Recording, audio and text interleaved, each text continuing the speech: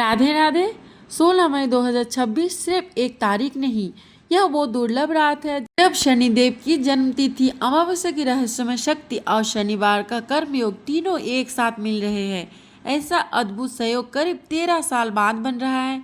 इसलिए इसे सिर्फ पूजा का दिन नहीं बल्कि कर्मों को बदलने और नकारात्मकताओं को खत्म करने का दिव्य अवसर माना जा रहा है। हिंदू परंपराओं में जब अमावस्या शनिवार को आती है तब उसे बेहद शक्तिशाली योग माना जाता है। लोग मानते हैं कि इस दिन किए गए जप तप दान पूजा और कर्म का प्रभाव सामान्य दिनों से कहीं अधिक होता है।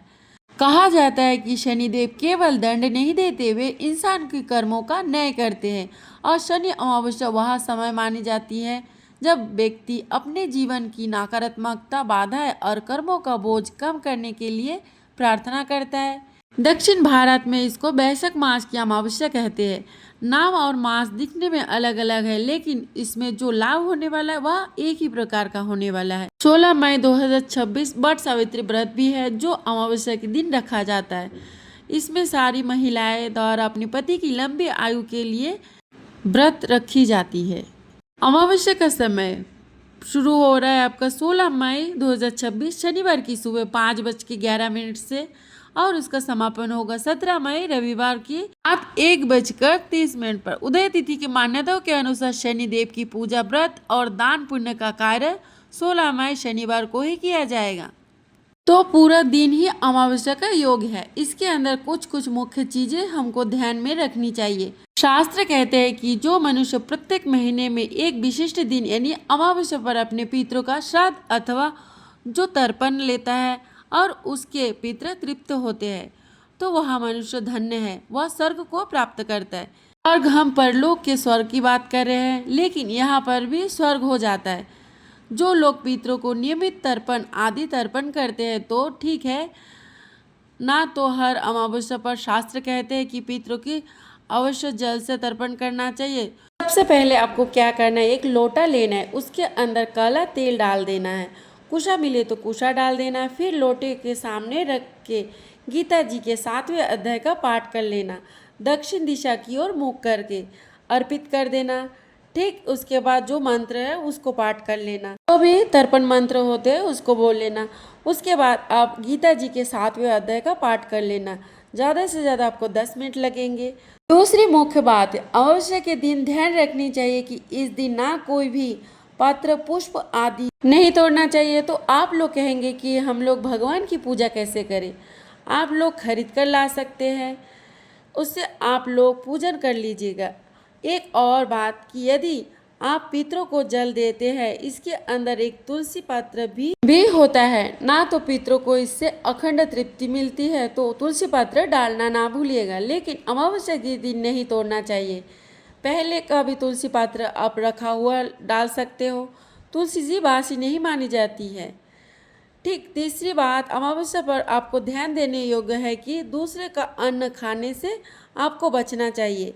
शास्त्र कहते हैं कि अमावस्या यानी कि जो अमावस्या के दिन दूसरे का अन्न खाता है ना, उसके 1 महीने का पुण्य अन्नदान को मिल जाता है जिसका वह अन्न खाता है। ठीक, लेकिन उसके अंदर आपको इस बात से आपको संशय होगा कि क्या हम इस दिन अपने घर का भी नहीं खा सकते, रिश्तेदारों का नहीं खा सकते?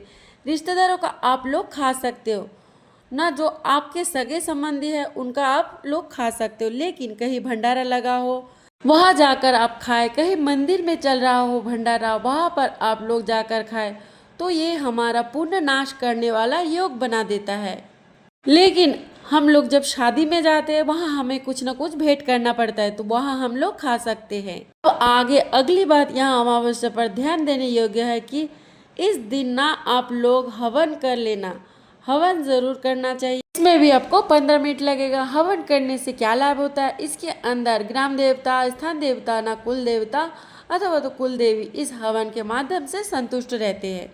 जहाँ पर हम लोग रहते ना वहाँ पे स्थान देवता अपना कार्य करते हैं। ठीक उसी तरह इसके बाद जिस नगर जिस ग्राम में रहते हैं वहाँ अपने देवता होते हैं, तो यह अपना हवन कराते हैं। अमावस्या वाला 10 मिनट का होता है। इसके अंदर सभी लोग तृप्त हो जाते हैं और इनका कृपापूर्ण आशीर्वाद हमारे पूरे परिवार पर बना रहता है। अब आते हैं हम लोग शनि जयंती पर। देखिए शनि जयंती है ये ज्येष्ठ मास की अमावस्या पर निर्धारित की गई है। शनि जयंती जो अभी हम लोग मनाएंगे 16 मई 2026 को। देखिए शनिदेव का पूजन ना अपने घर के मूर्ति लगाकर नहीं करना चाहिए। जब ब्राह्मण देवता आते हैं तो नवग्रह की स्थापना कराते हैं, उस समय पूजन और विसर्जन कर दिया जाता है। यदि आकर पूरे कराए तो ठीक, अथवा तो खुद से नहीं करना चाहिए। शनिदेव के इष्ट भगवान है शिव जी। इनका नाम यदि आप लेते हैं इस दिन ओम नमः शिवाय, ओम नमः शिवाय। इस दिन शिवलिंग पर क्या चढ़ाना चाहिए? एक लोटे में थोड़ा सा गंगा जल लेना है, उसके अंदर कच्चा दूध डाल देना है और काले तिल मिला देना है। 3 चीज़ें आपको करनी है। एक तो गंगा जल, कच्चा दूध, काला तिल। यह आपको लोटे में भर के लेना है, तांबे के लोटे में नहीं लेना है। आपको इसको आप स्टील के लोटे में ले सकते हो। उसके बाद भगवान शिव जी के ऊपर ओम नमः शिवाय करते हुए आप लोग अर्पित कर देना। घर में यदि शिवलिंग रखा हुआ हो तो ठीक है, या फिर अगर आप मंदिर जाकर करना चाहते हो तो मंदिर में भी किया जा सकता है। अब देखिए ये तो हो गया एक कृतज्ञता व्यक्त करना शनिदेव के इष्ट देवता के प्रति, तो इससे भी हमें शनिदेव की सहानुभूति मिल जाती है। अब शनिदेव की पूजा हम कैसे करें? शनिदेव की पूजा के निमित्त आपको क्या करना चाहिए कि सरसों का तेल लेना। आपके आसपास कहीं पर शनिदेव की मंदिर हो, आप लोग वहां जाना, सरसों का तेल अभिषेक करके वहां पर आप सरसों के तेल का एक दिया भी जला देना। जब अभिषेक करना चाहिए ना तो हमेशा मंत्र सहित अभिषेक करना चाहिए, ऐसे नहीं कि तेल डालकर चले आए। हमेशा मंत्र सहित तेल से अभिषेक करना चाहिए। इस मंत्र को बोल के आपको तेल से अभिषेक करना है। ओम शम शनिचराय नमः, ओम शम शनिचराय नमः। इस मंत्र को आपको कहते हुए सरसों के तेल से अभिषेक कर लेना चाहिए। इसके बाद आप शनि चालीसा या फिर शनि स्रोत का भी आप पाठ कर सकते हैं। जब आप सरसों के दिया जलाओगे तो खड़े खड़े शनिदेव के 10 नामों का उच्चारण कर लेना। कौन से 10 नामों को आपको बोलना है? ओम कंडस्थाय नमः, ओम पिंगलाय नमः, ओम ब्रह्मावे नमः, ओम कृष्णाय नमः, ओम रौद्राय नमः, ओम अंतकाय नमः, ओम यमाय नमः, ओम सूर्याय नमः, ओम शनिचराय नमः, ओम मंदाय नमः। दिया जलाने के बाद खड़े खड़े आपको वहीं पे ये 10 नाम आपको बोलना है। आप चाहो तो ये 10 नाम आप कागज पर लिख के ले जा सकते हो, वहां खड़े खड़े आपको बोलना है, या फिर आप जैसे चाहो वैसे आप बोल सकते हो। यह नमन है भगवान शनिदेव के 10 नामों के माध्यम से। फिर आगे आपको क्या करना है कि शाम को ना पीपल के वृक्ष के पास आपको सरसों के तेल का दिया जलाना है। जी हाँ, सूर्य अस्त के पहले पहले आपको पीपल की पेड़ का परिक्रमा कर लेना है। पीपल देवता का स्पर्श सूर्य अस्त के पहले कर लेना। शनिवार के दिन जो भी पीपल देवता का स्पर्श करते उनके घर में लक्ष्मी जी स्थायी होती है, क्योंकि शनिवार के दिन ही लक्ष्मी जी पीपल के वृक्ष में आकर निवास करती है। और पीपल की महिमा क्यों है शनि जयंती के दिन? क्योंकि यह पीपलत की कहानी है। पीपलत नाम लेने से ही शनिदेव प्रसन्न हो जाते। उनका पूजन स्पर्श करने से शनिदेव का प्रभाव कम हो जाता है। शनि जयंती और पितृ के निमित्त भी हमको इस दिन दान पुण्य अवश्य करना चाहिए। तो इस दिन लोहे का दान खूब अति प्रभावशाली माना गया है, और उड़द का दाल, काले तिल का दान इस दिन खूब प्रभावशाली है।